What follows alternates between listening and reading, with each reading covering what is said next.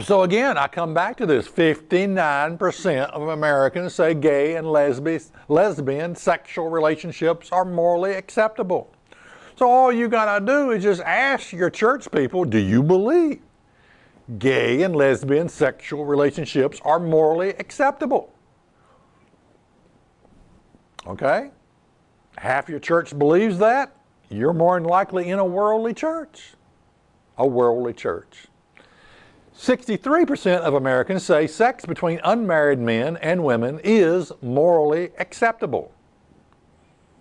Well, Ephesians 5 and verse 3 says, but fornication and all uncleanliness or covetousness, let it not be once named among you as becoming saints.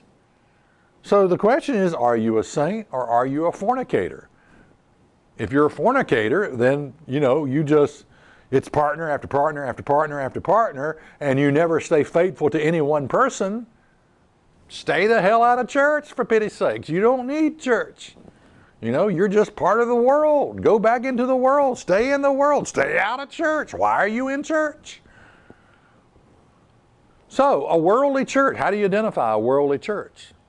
You just ask the question, how many of you are saints or fornicators? 60% of your congregation might walk out if you ask that question. 1 Thessalonians 4 and verse 3. For this is the will of God, even your sanctification, that you should abstain from fornication. When you read something like this is the will of God, even your sanctification, that you should abstain from sexual immorality is what it's talking about. Okay.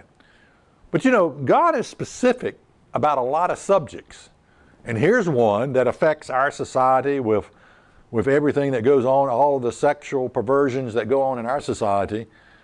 This is the will of God, that you should abstain from sexual immorality.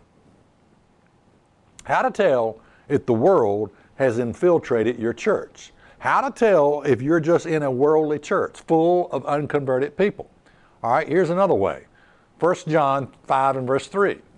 For this is the love of God, that we keep His commandments. And His commandments are not grievous.